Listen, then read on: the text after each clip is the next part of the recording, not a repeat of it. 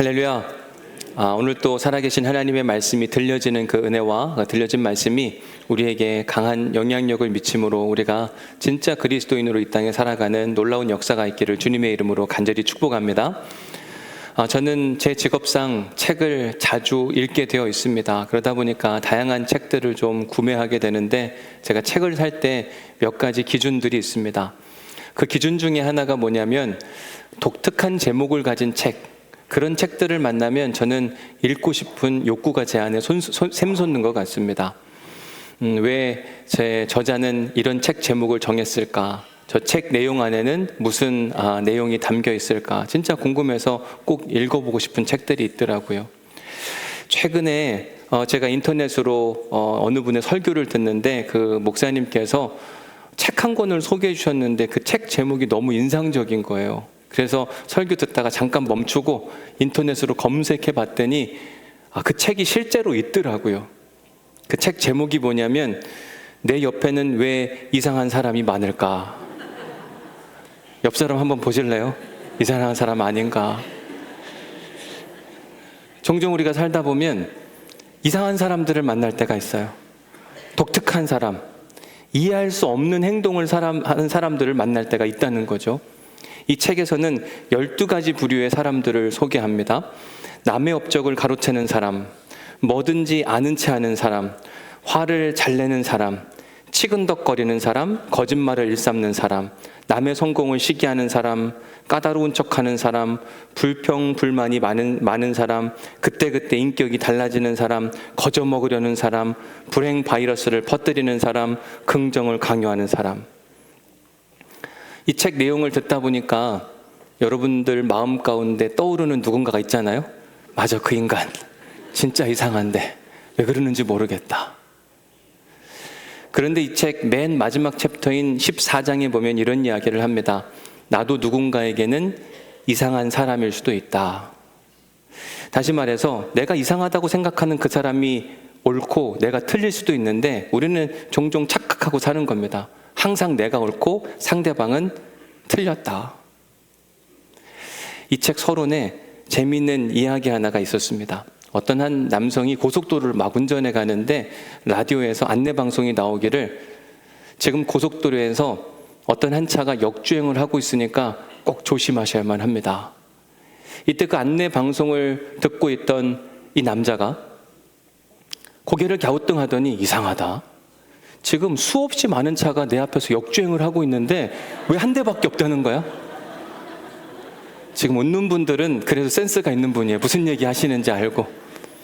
아마 웃지 못하는 분들은 집에 가서 계속 생각할 겁니다. 도대체 저게 왜 웃긴 이야기인가? 그런 분들을 위해서 설명을 해드리면 지금 자기가 혼자 역주행 가고 있는 겁니다. 남들은 다 잘 가고 있어요. 근데 자기 혼자서 남이 틀렸고 내가 옳다고 생각하니까 왜 지금 역주행하는 차가 한 대밖에 없냐. 어느 때 보면 이러한 모습이 우리의 모습이 아닐까. 우린 이런 사람들을 진짜 이상한 사람, 독특한 사람, 특별한 사람이라고 이야기하기도 합니다. 영적으로도 이상한 사람들이 많거든요. 오늘 본문에 보면 예수님께서 영적으로 이상하다고 불릴 만한 한 부류의 사람들을 소개합니다. 21절 말씀 같이 한번 읽어보겠습니다. 시작. 또 그들에게 이르시되 사람이 등불을 가져오는 것은 말 아래에 있나 평상 아래에 두려함이냐 등경 위에 두려함이 아니냐. 여러분 여기 보면 또 그들에게 이르시되 사람이 등불을 가져오는 것. 여러분 등불이 뭔지 다 아시죠? 이게 갑자기 이렇게 어두워집니다. 그럼 이때 필요한 게 뭐냐면 불이에요. 그래서 제가 오늘 등불을 가져와 봤습니다. 등불을 가져오니까 그래도 좀 환해지잖아요. 근데 이렇게 등불을 가져왔을 때 이 등불을 어디에 둘 것이냐. 만약에 제가 어두운데 등불을 가져왔다면 많은 분들이 와 잘했다. 근데 그 등불을 이 강대상 밑에다가 둔다고 생각해 보십시오. 그럼 여러분들은 뭐하러 가져왔대? 그러지 않을까요? 만약에 이 등불을 가지고 꼭 필요한 곳에 두지 않고 제가 등불을 가지고 이 강대상 뒤에 숨는다고 생각해 보십시오. 뭐 하는 거래? 그러지 않을까요? 등불이 있는 게 중요한 게 아니라 등불이 어느 위치에 있느냐가 매우 중요하다는 이야기를 하는 겁니다. 오늘 본문 21절 말씀을 다시 한번 보면 등불이 위치해야 될 그 정확한 위치를 우리에게 소개하고 있습니다. 같이 한번 21절을 한 번만 더 읽어보겠습니다. 시작. 또 그들에게 이르시되 사람이 등불을 가져오는 것은 말 아래에 있나 평상 아래에 두려 함이냐 등경 위에 두려 함이 아니냐. 자, 여기서 등불이 온다 이렇게 표현을 하게 되는데 유대인들이 사용하던 등불은 제가 아까 여러분들에게 보였던 그런 등불이 아닙니다. 제가 2부 예배를 마치고 났더니 저희 아내가 어디서 막 찾아왔어요. 유대인들이 사용하던 등불이 요만합니다. 이스라엘에서 제가 가져온 건데 심지가 있고 요만한 등불이 있는데 이 등불을 어디에 둘 것이냐. 성경에 보면 말 아래나 평상 아래라 이렇게 이야기를 하는데 우선 평상은 우리가 잘 알고 있는 표현입니다. 넓은 마루와 같은 것. 만약에 제가 요만한 등불을 저 마루 같은 곳에 집어 넣은다고 생각해 보십시오. 그 등불이 정확한 위치가 아니라 이렇게 이야기를 하는 거죠. 근데 평상은 우리가 잘 아는데 말 아래, 그럴 때 말 아래가 뭘까? 농사를 지어보신 분들은 분명히 알 텐데 저는 예전에 저희 어머니가 쌀 몇 대박 가져와라 이렇게 하는 거 들어봤거든요. 되라고 하는 건 측량하는 단위. 그러니까 곡식을 담아내는 데에는 홉, 돼, 말이 있는데 오늘 본문에서 말하는 그 말은 맨 오른쪽에 있는 저 통을 이야기하는 겁니다. 그러니까 이 등불을 말 아래에 둔다고 이야기하는 것은 저 통을 뒤집어서 이 등불을 그 밑에 두는 것이 옳으냐 이렇게 이야기를 하는 겁니다. 아마 저 말 아래에 등불을 둔다면 그것도 매우 이상한 사람이 되지 않을까. 생각이 바로 서 있는 사람들은 등불이 있다고 한다면 그 등불을 등경 위에 두어야 한다고 이야기를 하는 겁니다. 그런데 헬라어 성경으로 오늘 본문의 말씀을 보니까 카이 엘 레겐이라고 시작을 하면서 등불이 온다라고 표현을 할 때 사람이 가져온다고 한국말로는 번역되어 있지만 에르케타이라고 하는 단어는 사실은 사람이 가져오는 게 아니라 스스로 오는 것을 이야기합니다.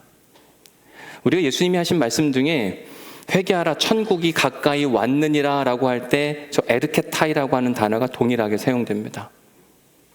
그러니까 다시 바꿔 말하면 제가 저 헬라어를 직접 번역해보니 이렇게 이야기할 수 있을 것 같아요. 예수님께서 계속 비유로 하나님 나라에 대해서 말씀하셨습니다. 메티, 갑자기 등불이 우리에게 온다고 했을 때 이렇게 번역을 할 수가 있는 겁니다. 지금 예수님께서 지난주의 말씀과 연이어서 씨 뿌리는 비유로 하나님 나라를 소개했고 그 다음에 연속적으로 또 다른 비유, 등불의 비유를 통해서 하나님 나라를 소개하고 있는 겁니다. 그러면 등불과 하나님 나라는 무슨 상관이 있을까? 한국적 배경에서 자란 우리에게는 등불이 도대체 여기서 무슨 의미일까 정확하게 이해하기가 어렵습니다. 그런데 유대교 문화 안에서 자라는 유대교 교인들은 예수님이 지금 이 등불 비유를 할 때 절로 고개가 끄덕여집니다. 그래, 맞는 이야기지. 왜냐하면 그들이 자주 읽는 구약 성서에 보면 등불에 대한 이야기가 수시로 나타나기 때문에 그래요. 우선 시편 119편 말씀에 보면 주의 말씀은 내 발의 등이요 내 길의 빛이니이다. 여기서 등은 무엇을 지칭합니까? 주의 말씀을 이야기합니다. 사무엘하 22장에 보면 여호와여 주는 나의 등불이시니 여기서 등불은 무엇을 지칭해요? 여호와 하나님을 이야기합니다. 열왕기 8장에 보니까 여호와께서 그의 종 다윗을 위하여 유다 멸하기를 즐겨하지 아니하셨으니 이는 그와 그의 자손에게 항상 등불을 주겠다고 말씀하셨음이더라. 여기서 말하는 등불은 무엇이냐면 하나님이 유다 백성을 멸하지 않기 위하여 등불을 주었다. 그들이 가야 할 길을 제공해 주었다. 여기서 등불은 구원의 길을 이야기하는 겁니다. 그러니까 유대인들은 이 예수님의 비유를 듣고 등불 그러면 하나님, 등불 그러면 주의 말씀, 등불 그러면 우리가 생명으로 나아가는 길이라고 하는 걸 쉽게 예측할 수 있었습니다. 그런데 이미 지금 사람들은 예수님의 비유 이야기를 연속적으로 듣고 있었는데 4장 14절의 말씀과 함께 연계해보면 이 등불이 무엇을 지칭하는지 정확하게 알 수 있는데 4장 14절에서 씨 뿌리는 농부 비유에서 그 씨를 무엇이라고 이야기했냐면 말씀이라고 이야기했습니다. 같은 연속상에서 등불이라 함은 곧 말씀을 지칭하는 겁니다. 그래서 등불이 온다라고 하는 표현은 주의 말씀이 우리에게 들어온다라는 이야기와 동일한 거예요. 근데 주의 말씀인 등불이 우리에게 들어왔을 때 그 등불의 위치가 어디여야만 하는가? 말 아래나 평상 아래가 아니라 등경 위에 두면 나타나는 결과가 22절에 나옵니다. 22절 말씀 같이 읽어볼게요. 시작. 드러내려 하지 않고는 숨긴 것이 없고 나타내려 하지 않고는 감추인 것이 없느니라. 드러내려 하지 않고는 숨긴 것이 없고 나타내려 하지 않고는 감추인 것이 없느니라. 사실 표현이 어렵습니다. 저게 뭔 얘기인가? 저도 몇 번을 읽어봐도 쉽게 이해가 되지 않습니다. 그래서 유진 피터슨 목사님이 쓴 메시지 성경을 읽어보니 좀 더 쉽게 우리에게 설명합니다. 이렇게 이야기해요. 우리는 비밀을 감춰두지 않고 오히려 말할 것입니다. 숨기지 않고 오히려 밝히 드러낼 것입니다. 하나님의 말씀이 우리에게 들어왔을 때 그 말씀은 우리 안에 숨겨질 수 없고 밝히 다 말해질 것이고 다 드러나게 될 것이다. 쉽게 예를 들어보면 이런 겁니다. 제가 어느 날 비밀스럽게 씨앗 하나를 가져다가 5층 하늘 정원에 심었다고 해봅시다. 그리고 제가 여러분들에게 제가 5층에 씨앗 하나를 심었습니다. 그리고 그러나 그것이 비밀입니다. 절대 다른 사람에게 말씀하시면 안 됩니다. 이렇게 이야기를 한다면 아마 오늘 예배, 3부 예배를 마치고 많은 분들이 5층에 올라가 볼 겁니다. 어디에다 심었을까? 그 씨앗은 뭘까? 도대체 그게 뭔데 그렇게 비밀로 하려고 하는 걸까? 제가 감추고 싶어서 여러분들 몰래 심었다고 한다 한들 그게 영원히 감춰질 수 있을 것인가? 아니요. 비가 내리고 바람이 불고 해가 뜨기 시작하면 어느 순간 다 밝히 드러날 날이 옵니다. 언제죠? 싹이 나고 열매가 맺혀지면 아, 저거였구나. 저기다 저 나무를 심어놨네 라고 여러분들이 분명히 알게 될 것이다. 숨기고 싶어도 숨길 수가 없다. 예수님께서 마가복음 1장에서 나병 환자를 만나게 돼요. 그 나병 환자가 너무 힘들고 고달픈 나머지 예수님께 찾아와서 엎드려 이렇게 간구합니다. 예수님, 제가 낫고 싶습니다. 좀 깨끗하게 해주시면 안 되겠습니까? 그때 예수님께서 불쌍히 여기사 손을 내밀어 그에게 대시며 이르시되 내가 원하노니 그래 깨끗함을 받으라. 그래서 정말 깨끗해졌습니다. 근데 예수님께서 아주 중요한 이야기를 하셨어요. 1장 43절 말씀 같이 한번 읽어볼까요? 시작. 곧 보내시며 엄히 경고하사 단단히 일러두신 겁니다. 뭘 그렇게 이야기했는가? 44절에 보니까 이르시되 삼가 너는 아무에게도 지금 너에게 일어난 이 일을 말하지 말라고 이야기한 겁니다. 자, 이 나병 환자 예수님이 명령하셨으니 지켜야 되잖아요. 순종했을까요? 못했을까요?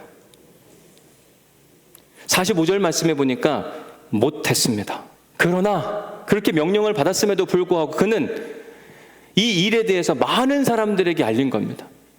예수님이 밖에 나가면 모든 사람들이 알아보고 예수님을 귀찮게 할 정도로 더 많은 사람들에게 퍼뜨린 일을 그가 해낸 겁니다. 자, 엄히 경고했는데도 불구하고 이 나병 환자에서 치유받은 이 사람이 예수님 명령에 불순종을 했으니 이 남자는 어떻게 됐을까? 예수님께 엄청 꾸짖음을 당하고 아마 다시 나병 환자로 돌아가야만 하지 않았을까? 그러지 않을까요? 명령한 걸 안 지켰으니까. 그러나 현실은 그렇지 않아요. 예수님은 이 나병 환자가 밖에 나가서 아무 말 하지 말라고 이야기는 했으나 뻔히 얘기할 걸 알고 계셨습니다. 왜냐하면 여러분, 내가 나병이 걸렸습니다. 엄청난 병, 질병, 평생 고생했는데 갑자기 누가 치유를 해줬어요. 깨끗해졌습니다. 너무 좋은데 여러분 얘기 안 할 수 있습니까? 우리가 부르는 복음성가 중에 이런 찬양이 있잖아요. 주 날 구원했으니 어찌 잠잠하리 기쁨에 찬송 부르리 주 내 죄 사했으니 어찌 잠잠하리 기쁨에 경배 드리리 주를 향한 나의 사랑 멈출 수 없네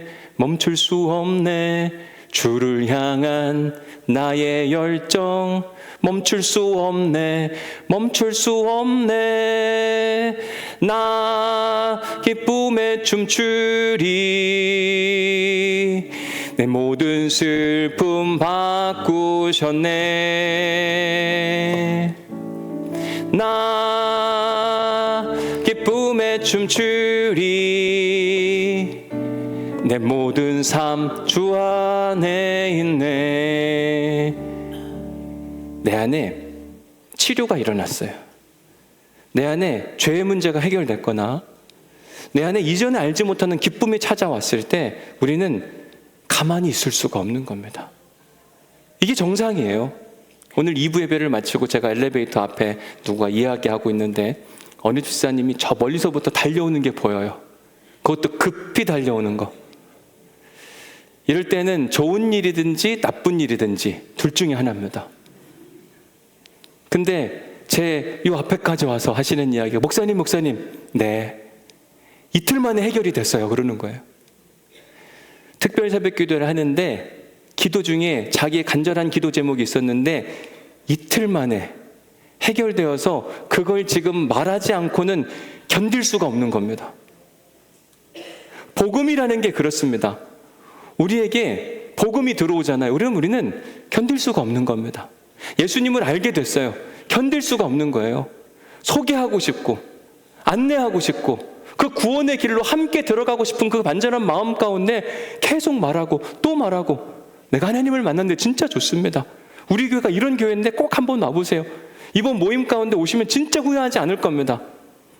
성경에 보니까요, 하나님을 만난 사람 치고 침묵하는 사람이 없습니다. 말하지 말라고 해도 계속 얘기를 해요. 왜? 자기 안에 이 살아계신 하나님의 숨결이 막 움직이고 있기 때문에. 오히려 남에게 들어서 아는 하나님이 옛날에 그렇게 했대, 저 사람한테도 역사했대, 이런 사람들은 잠깐은 말할 수 있으나 계속은 말 못합니다. 왜냐하면 남의 이야기거든요. 하나님 봤어? 그러면 할 말이 없는 거예요. 제가 신학교 1학년 때 충북 단양으로 봉사활동을 하러 간 적이 있습니다. 그때 저희 청년 부장 선생님이 나이가 좀 있으신 분이셨고 저는 이제 막 신학교에 들어가서 봉사활동을 가는데 단양에 갔더니 단양이 엄청 시골이더라고요.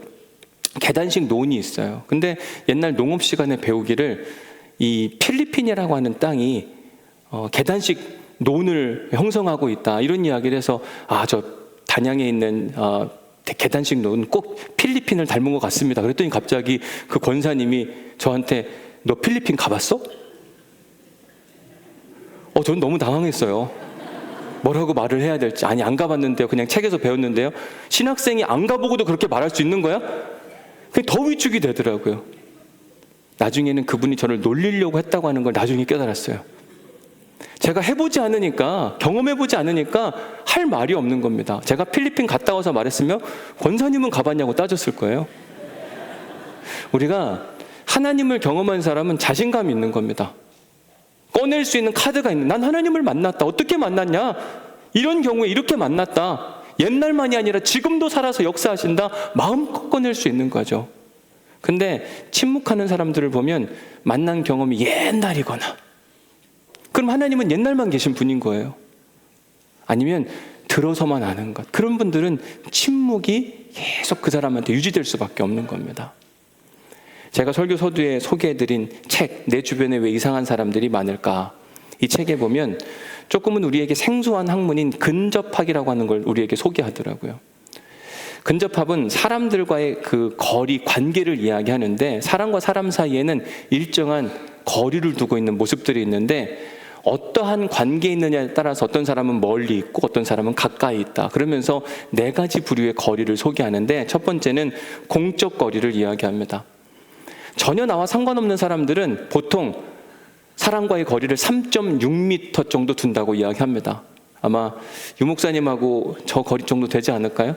웬만큼 가깝지 않으면 사람들을 웬만큼 떨어뜨려서 지낸다, 이렇게 이야기를 하는 거죠. 두 번째로는 사회적 거리. 사회적 거리를 하면 3.6m에서 1.2m 정도. 회의나 면접과 관공서. 우리 면접 보면 아마 제가 여기 있으면 우리 김종규 장로님이나 아니면 조금 더 가까이서 면접을 보겠죠. 내가 필요가 있으니까 뭐 관공서 가더라도 너무 멀리 떨어져 있지 않고 일정한 거리를 두는데 공적 거리보다는 조금 더 가까운 거리. 세 번째 거리는 개인적인 거리. 이건 오래 알고 지낸 사이나 함께 프로젝트를 진행하는 사이. 이런 사람들은 1.2m에서 50cm. 그렇게 멀지 않은 관계. 공통의 관심사가 있을 때에는 자주 만나고 함께 뭔가를 하기 때문에 개인적 거리로 함께 그 관계를 유지한다, 이렇게 이야기를 하는 거죠. 마지막 네 번째는 친밀한 거리. 친밀한 거리는 50cm 이하의 가까운 거리. 애인이나 배우자나 가족이나 절친한 친구 사이는 친밀한 거리 50cm 이하로 가까이 지낸다고 이야기를 합니다. 그래서 저희 그 기획위원 시를 보면 제가 맨 처음에 왔을 때는 거리가 진짜 너무 멀더라고요. 약간 무슨 대결 구도 이런 것 같아가지고 지금은 완전히 가깝게 했거든요. 거의 한 진짜 50cm 될까요? 우리 친해지자 이렇게 이야기하면서 아주 가깝게 됐는데, 지금 가족인데도 불구하고 50cm 이상 떨어진 분들은 뭔가 문제가 있는 겁니다. 관계에. 그죠? 가족이면 얼만큼이요? 50cm. 가족이 아닌데 50cm 있어도 그 문제인 거예요. 가족이 아닌데 왜 50cm 가까이 있냐고요. 이제 떨어지셔야 돼. 가족이 아니신 분들은 어쩔 수 없는 경우를 제외하고. 근데 중요한 건 뭐냐면 나와 하나님과의 거리는 얼마만큼인가? 공적 거리인가? 사회적 거리인가? 개인의 거리인가? 친밀한 거리인가? 그걸 어떻게 우리가 판단하고 알 수 있는가? 몇 가지 기준을 제시해드리면, 우선 공적 거리 신앙, 이건 제가 만든 말인데, 공적 거리의 신앙인들은 어떤 사람들이냐면 교회에 발을 담그고 있는 사람들입니다. 그런 사람들은 하나님을 알고 싶기는 하지만 절대 가까이 가려고 하지 않습니다. 웬만큼 거리를 두는 거예요. 한 걸음 가려고 했다가도 이건 아닌 것 같다. 이런 사람들의 특징이 뭐냐면 예배를 드릴 때 구경하는 겁니다. 성경을 읽는데도 가만히 있고, 찬송을 부르는데도 입을 다물고 있고, 웃어야 될 타이밍인데도 가만히 있고, 이런 사람들이 분명히 있다니까요. 습관처럼 예배 듣고 습관처럼 일찍 가는 사람들.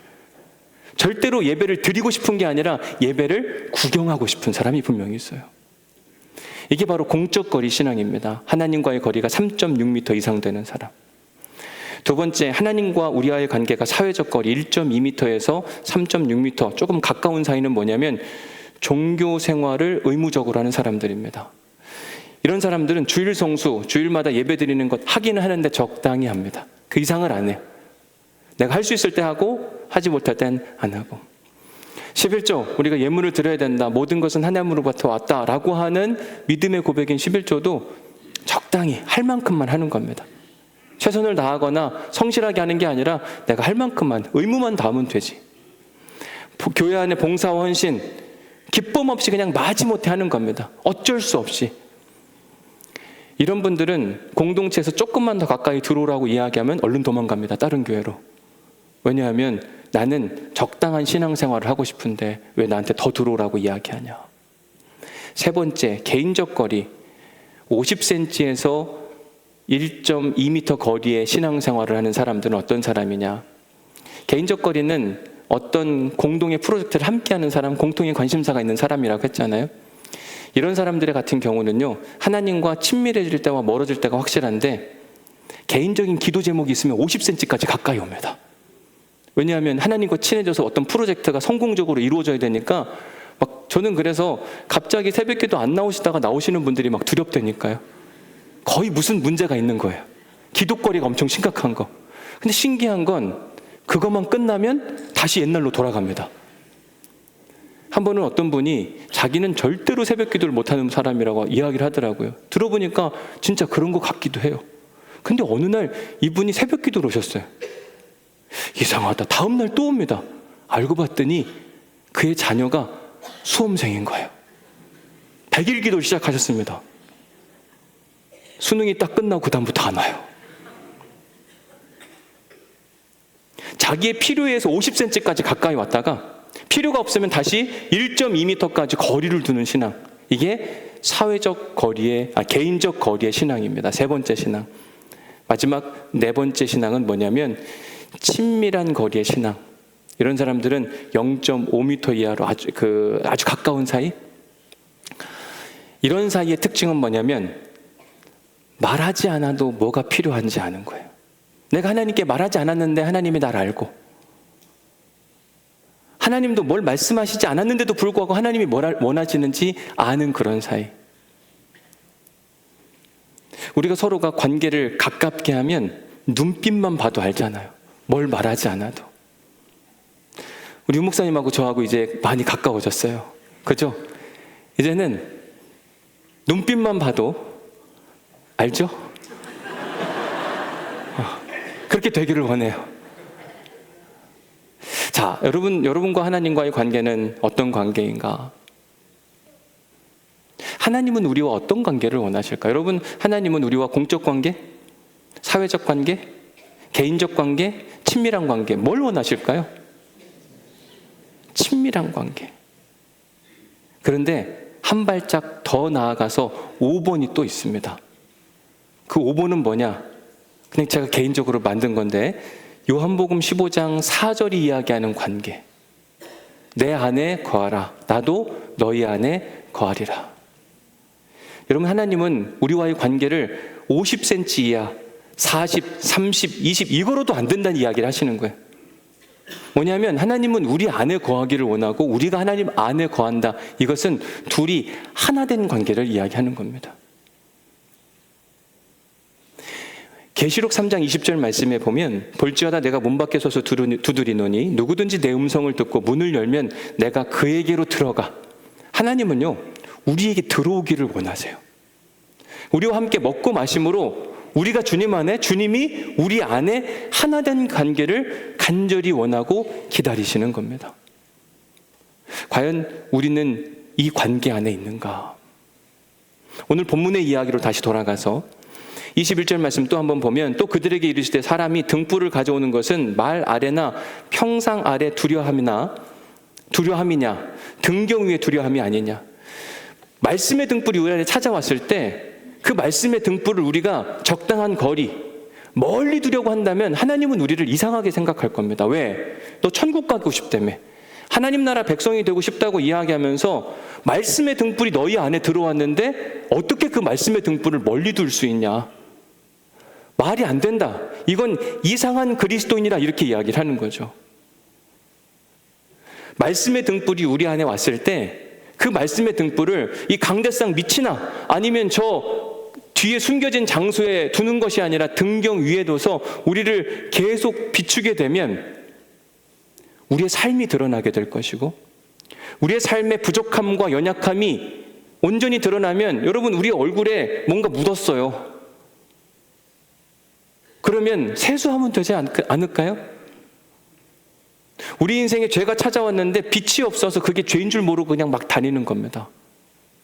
그런데 말씀의 빛이 우리 안에 찾아오는 순간 우리를 비치는 그 빛을 통하여 우리의 얼굴이 밝아지고 깨끗해지고, 우리의 마음을 여는 순간 그 말씀의 빛이 우리 안에 온전히 들어옴으로 말미암아 그 말씀이 내 안에, 말씀이 내 삶 안에 온전히 나타나는 일이 일어나게 된다. 그러면 말씀의 열매가 맺혀질 것이고, 그렇게 되면 나를 통하여 하나님 나라가 드러나게 될 것이다. 여러분, 예수님은 이 땅에서 하나님 나라를 선포하시고 하나님 나라를 사셨는데 신기하게도 예수님은 침묵 명령을 자주 하셨습니다. 쉿, 말하지 마.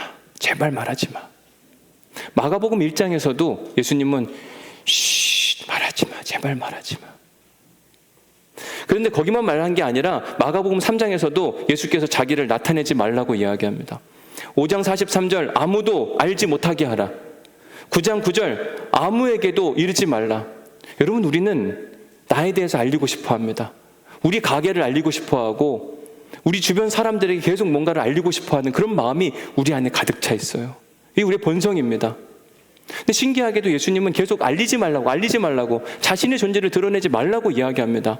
그러나 결론적으로는 어떤 일이 일어나는가 보십시오. 마가복음 15장 39절 말씀입니다. 같이 읽어볼게요. 시작. 예수를 향하여 섰던 백부장이 그렇게 숨지심을 보고 이르되 이 사람은 진실로 하나님의 아들이었도다 하더라. 예수님은 스스로를 감추려고 했습니다. 근데 안 감춰지는 거예요. 어느 순간 이방인 백부장이 알고 예수님은 스스로를 감추려고 했지만 그가 고백하기를 저 사람은 참 하나님의 아들이었도다 응원하고 칭찬하는 모습을 보게 됩니다.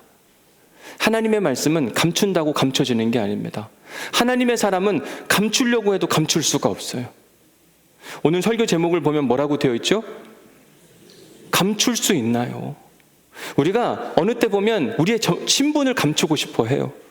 근데 아무리 감추려고 해도 감춰질 수 없는 것이 뭐냐면 말씀의 빛이 나에게 비춰지는 순간 우리의 삶에 빛이 나요. 우리를 통하여 하나님 나라가 무엇인지 드러나게 되는 겁니다. 그러면 유진 피터슨 목사님이 이야기한 것처럼 우리는 비밀을 감춰두지 않고 오히려 사람들에게 말할 것이다.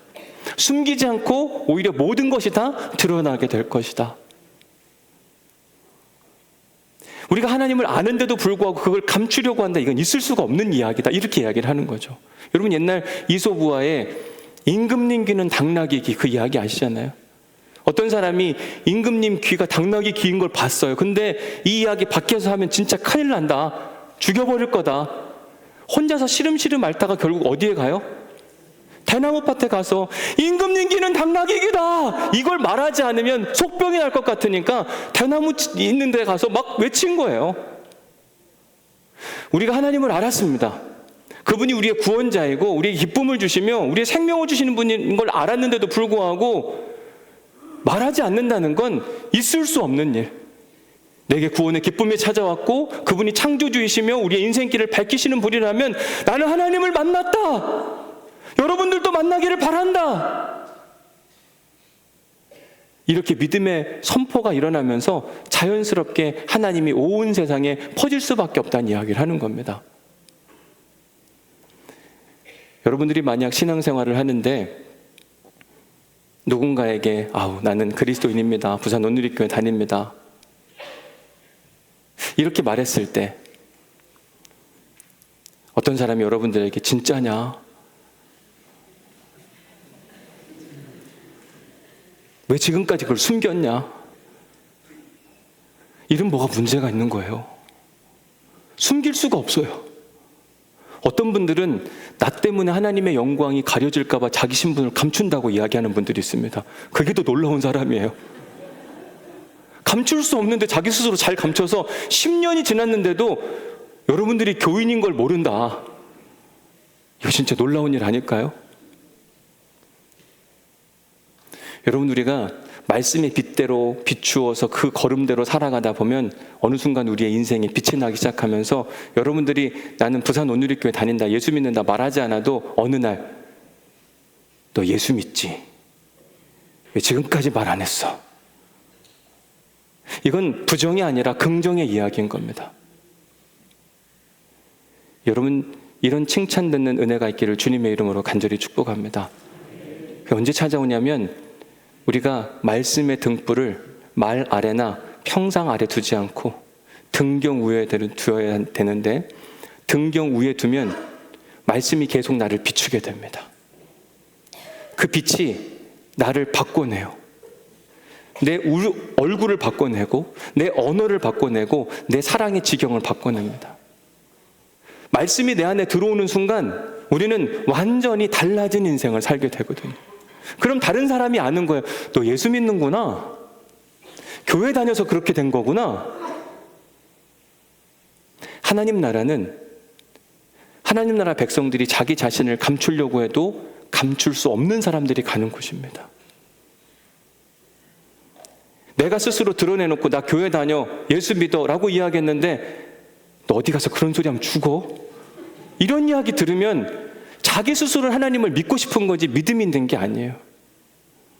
착각하는 건 뭐냐면 내가 그렇게 선포하고 고백하면 나는 하나님 나라 백성이라고 생각하는데 하나님이 인정해 주셔야만 합니다. 하나님이 인정하면 사람들도 인정합니다. 하나님께 인정받는 믿음, 사람들에게 인정받는 믿음이 우리의 믿음이 될 수 있기를 간절히 축복합니다. 난 사람이 인정하든 말든 상관없어. 이런 사람들이 몰상식한 그리스도인이라고 이야기를 하는 겁니다.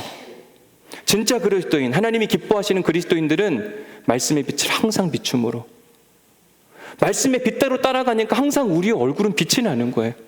우리의 삶이 아름다워지는 겁니다. 그로 말미암아 하나님께 영광이고 하나님 나라가 무엇인지를 사람들에게 자연스럽게 흘러가는 거죠. 저는 오늘 걷기 대회를 하지만 그 걷기 대회 가운데에도 하나님의 말씀의 빛이 우리에게 비춰주기를 간절히 기대해 봅니다. 그리고 우리를 만나는 사람들마다, 우리에게 관심하는 사람들에게 어둠은 물러가고 하나님의 빛이 들어감으로 생명의 소망을 갖는 일이 있기를 간절히 기대해 봅니다. 은혜 받은 말씀 한번 적어 보십시오.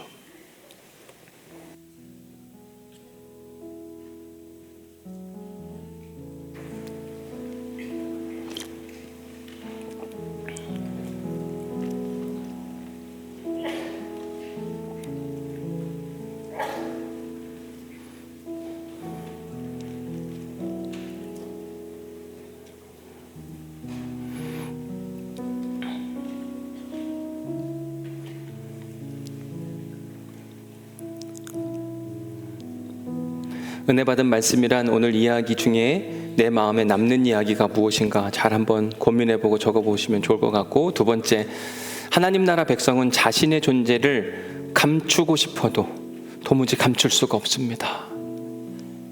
그러니까 그리스도인인 걸 감추는 게 대단한 거라고 여러분 생각하시면 됩니다. 교회 다니는 걸 감출 수가 없어요. 드러날 수밖에 없는 겁니다. 제가 목회자로 살아가다 보니까 제일 어려운 일 중에 하나가 뭐냐면 제 신분이 노출되는 게 진짜 어렵기는 하긴 하더라고요. 얼마 전에도 장로님하고 요 옆에 병천 순대국밥집에서 밥을 먹는데 알아보는 사람들이 막 생기니까 저한테 그러시더라고요. 목사님 참 힘들겠습니다 그러시더라고요. 저기도 알아보고 진짜 사실은 힘들기는 해요. 늘 조심스럽고. 한 번은 베트남에 여행을 가게 됐는데 친한 목사님 부부하고 저희 부부하고 4명이 갔는데 여기서만큼 우리가 목사라는 신분이 안 밝혀졌으면 좋겠다. 근데 불가능하더라고요. 서로가 목사님이랑 이미 얘기하고 있어요. 안 돼요. 오늘 일부 예배 마치고 났는데 어떤 분이 신앙생활하면서 여기 잠깐 방문을 했대요. 자기 시드니에서 왔다고. 이제 시드니 가서도 조심해야 되겠어요. 투르키에 가서 성지순례 중에 주일날 예배드리러 갔는데 우리 교인을 거기서 만났다고 제가 말씀드린 적 있죠? 거기서 우리 교인을 만날 줄은 꿈에도 생각하지 못했어요. 그래서 그냥 마음에 작정하기를 나는 목사 차라리 써놓고 다니면 더 좋을 것 같아요. 그죠? 숨기려고 하면 되게 힘든데 드러내려고 작정을 하면 그냥 마음이 편한 것 같아요. 감출 수 없다. 나는 그리스도인이다. 여러분 이 정체성을 잃어버리지 않으시길 간절히 축복합니다. 그리고 나와의 하나님과의 거리의 관계가 얼마인지를 잘 정립하는 게 필요한데, 1번 공적인 거리, 기독교인 정체성만 가지고 있고 멀리서만 지켜보고 싶고 예배 구경꾼으로 있는 사람들 분명히 우리 중에 있을 겁니다. 사회적 거리, 적당한 종교 생활, 뭘 하더라도 적당히만, 깊이 들어오려고 하지 않는. 3번째 개인적인 거리, 필요할 때만 엄청 가깝게 있다가 또 멀어졌다가 약간 비즈니스 관계? 과연 나는 그런 관계가 아닌가. 4번째 친밀한 거리, 아주 가까운 거, 진짜 더 가까운 거. 근데 하나님이 원하시는 건 여기까지가 아니라 한 단계 더 나아가 일치된 관계. 주님이 내 안에, 내가 주님 안에. 그러면 우리 안에 말할 수 없는 인생의 빛이 나오게 되고 그 빛을 통해서 세상이 하나님을 아는 은혜가 찾아오는 것. 우리는 그럼 다른 사람들이 보고 당신 예수 믿지? 그래, 그럴 줄 알았어. 좋다. 저는 오늘 예배하는 우리가 이런 칭찬 듣는 은혜가 있기를 주님의 이름으로 간절히 축복합니다. 오늘 설교를 마무리하면서 독일의 신학자이자 목회자인 디트리트 본헤퍼 이야기를 해드리고 마무리를 하려고 합니다. 이분은 독일에서 목사 안수도 받고 이제 미국으로 건너가 유니온 신학교에서 공부를 하고 있었는데 전쟁 소식을 듣게 됩니다. 돌아갈까 말까 고민하는데 다 말렸어요. 망명해라. 그리고 특별히 유니온 신학교에서 학생들 가르치면 되지 않겠냐. 가려고 하지 말고 여기 그냥 머무르시라, 이렇게 이야기를 하는 거죠. 고민이 많았습니다. 특별히 그의 선생님이었던 라이놀드 리버 선생님이 가지 말라고 하니까 더 고민이 돼서 그가 생각하고 편지를 썼는데 이렇게 편지를 썼습니다. 따로 시간을 내어 나와 내 나라가 처한 상황을 생각하고, 보네포 목사님도 보니까 생각하는 사람이에요. 깊이 고민해 보는 거죠. 그리고 그렇게만 하지 않은 게 아니라 기도도 했습니다. 나를 향하신 하나님의 뜻을 밝히 보여달라고 하나님께 기도했습니다. 그러고 보니 미국으로 건너온 것이 실수였고 내가 지금 독일로 돌아가지 않는 것은 당연한 일이 아닙니다. 나는 우리 민족사의 힘든 시기를 독일에 있는 그리스도인들과 함께 겪지 않으면 안 됩니다. 그리고 비행기를 타고 본국으로 돌아갔습니다. 본국은 전쟁 중인데 가면 죽을 수도 있는데도 불구하고 보네포 목사님은 히틀러를 뭐라고 이야기했냐면 미치광이 운전수라고 이야기했습니다. 미치광이 운전수가 운전대를 잡고 있는데 그를 끌어내지 않는 것은 직무유기다. 그리고 히틀러 암살 작전에 가담하게 됩니다. 그런데 그게 탄로가 나서 잡혀가게 되고 사형을 언도받습니다. 그가 이제 사형을 앞두고 있는 한순간 그의 모습을 지켜보던 한 의사가 이런 글을 남겼습니다. 막사에 있는 방의 반쯤 열린 문을 통해, 그가 보여주기 위해서 한 게 아니라 그냥 홀로 있을 때 하나님과의 그 친밀한 관계예요. 나는 보네포 목사가 죄수복을 벗기 전에 바닥에 무릎을 꿇고 자신의 주 하나님께 진심으로 기도하는 모습을 보았다. 살려달라는 기도가 분명히 아니었을 겁니다. 오히려 사랑의 마음을 가지고 하나님의 정의가 이루어지기를 소망하는 그 마음, 나는 이 사랑스러운 사람이 기도하는 방식을 보고 깊은 감명을 받았다. 아마 강제 수용소의 의사였기 때문에 나치 정권의 수하인, 하수인일 가능성이 굉장히 많습니다. 그런데도 불구하고 보네포 목사님의 기도하는 모습, 삶의 모습에 큰 감명을 받습니다. 어찌나 경건한지 하나님이 그의 기도를 들어주셨다고 확신할 정도였다. 그는 형장에서 다시 짤막한 기도를 드린 다음 용감하고 침착하게, 흥분하지 않고 계단을 밟고 교수대에 올랐다. 그리고 몇 초 뒤에 죽었다. 나는 지난 50년간 의사로 일하면서 그토록 경건하게 죽음을 맞이한 사람을 본 적이 없다. 저는 오늘 예배하는 우리가 이러한 사람 될 수 있기를 간절히 축복합니다. 보니까 당신 하나님의 사람이네. 당신의 죽음은 특별하네. 당신의 인생이 어찌 그러면 이상한 게 아니라 아주 사랑스럽고 감동적인지. 그런 일이 일어나는 유일한 방법은 말씀의 빛이 제 위치에 있어서 우리를 계속 비추는 겁니다. 우리는 그 빛을 따라서 움직여가는 것이고, 그러면 어디를 가든지 우리를 통하여 하나님 나라는 드러나게 될 것입니다. 이걸 우리는 선한 영향력이라고 이야기합니다. 선한 영향력이 있는 그리스도인, 그런 사람들이 우리 모두가 될 수 있기를 주님의 이름으로 간절히 축복합니다. 오늘은 디트리트 본헤포 목사님의 노래 선한 능력으로 이 찬양을 하나님께 신앙으로 고백하겠습니다.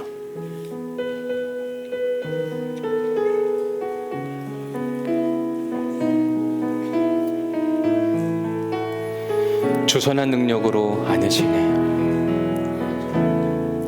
주 선한 능력으로 안으시네. 그 크신 팔로 날 붙드시네.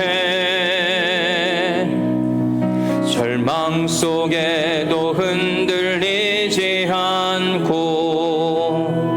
사랑하는 주 얼굴 구하리.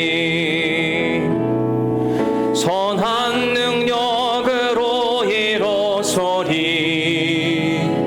주만 의지하리. 믿음으로 우리 고대 안에 주 오실 그날 영광의 새날을 맞이. 이전의 괴로움 날 헤워싸고, 이전의 괴로움 날 헤워싸고, 고난의 길을 걷는다 해도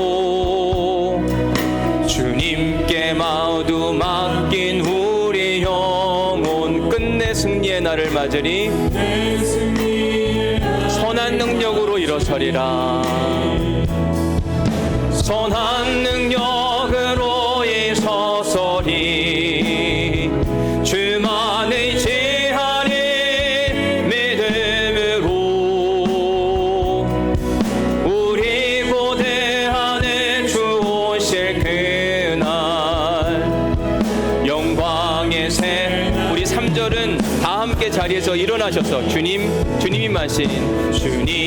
마신 고난에 쓴 잔을 우리도 감사하며 받으리. 아멘. 주님의 남은 고난 채워가며 예수와 우리 3절 한 번 더 찬양합니다. 주님이 마신 고난에 쓴 잔을 주님이 마신 고난에 쓴 잔을 우리도 감사하며 받으리. 주님의 남은 고난 채워가며 예수와 복음 위에서 선한 능력으로 일어서리라. 선한 능력으로 일어서리. 주만 의지하리. 믿음으로 우리 고대 안에 주 오실 그날 영광 선한 능력으로 우리가 일어서리라. 선한 능력으로 일어서리. 주님 의지하리. 믿음으로 우린 고대 안에 주 오실 그날 아멘.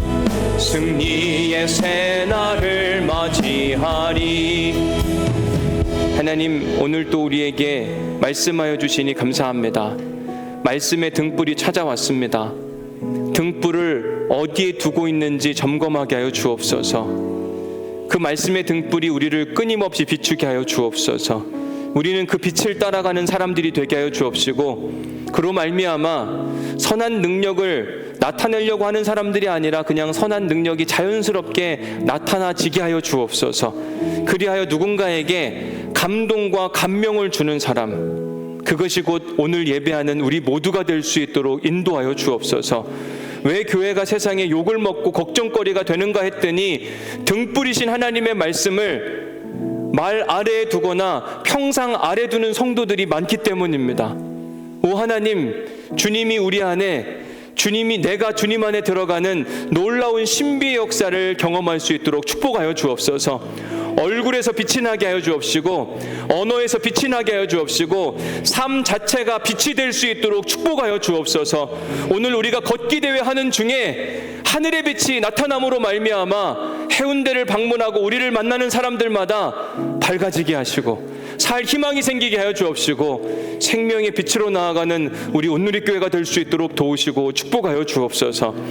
이제는 우리 주 예수 그리스도의 은혜와 아버지 하나님의 극진하신 사랑과 성령님의 감동 감화 역사 교통 위로 충만하심이 본 회포 목사님처럼 인생의 빛을 통하여 한 의사에게 따뜻함과 아름다움과 신앙의 열정을 선물하였던 것처럼 우리가 바로 그 사람이 되기를 소망하는 우리 온누리교회 모든 성도들 가운데 하나님의 능력과 그 빛이 영원히 함께 하시기를 간절히 축원하옵나이다.